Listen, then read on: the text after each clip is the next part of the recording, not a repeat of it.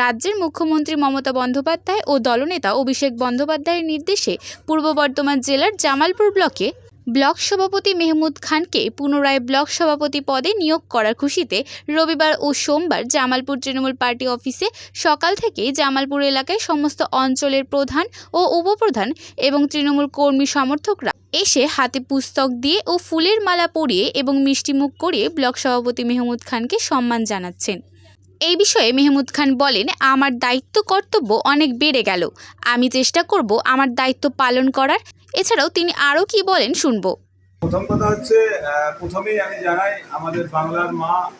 মমতা বন্দ্যোপাধ্যায় এবং তৃণমূল কংগ্রেসের আমাদের সভানেত্রী এবং আমাদের মুখ্যমন্ত্রী এবং আমাদের সর্বভারতীয় তৃণমূল কংগ্রেসের সাধারণ সম্পাদক মাননীয় আমাদের সাংসদ অভিষেক বন্দ্যোপাধ্যায় প্রথমেই ধন্যবাদ জানাই। এই কারণে আমাকে পুনরায় দায়িত্ব দেওয়ার জন্য এবং দায়িত্ব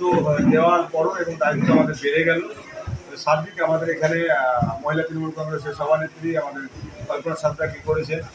আইনজীবী সভাপতি তাবারক এবং যুব সভাপতি উত্তম হাজারি এবং কার্যকরী সহসভাপতি আমাদের রূপনাথ মালিক, আর সবাই মোটামুটি আমাদের আইনজীবী সহসভাপতি সকলকে নিয়ে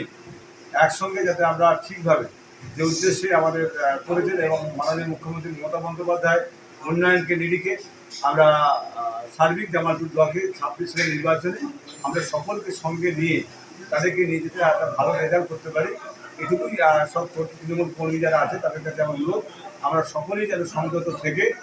দলের যেগুলো আমাদের উন্নয়ন এবং দলের যে কাজ সেই কাজগুলো প্রত্যেকটা বুথ সভাপতি, প্রত্যেকটা পঞ্চায়েতের সদস্য,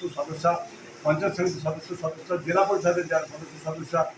মানে আমাদের টোটাল ফ্যামিলি যারা তৃণমূল কংগ্রেসের আমাদের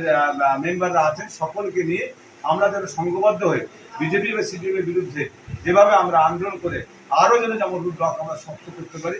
এই জন্যই আমাদের আজকে যে দায়িত্ব দিয়েছে। প্রত্যেকে আমাদের অনেকেই আসছেন, আমার বোনেরা দিদিরা এবং গোটা ব্লক থেকেই আসছে, তাদেরকে শুভেচ্ছা জানাই। জামালপুর থেকে আশিস কুমার ঘোষের রিপোর্ট, মেমরি আপডেট।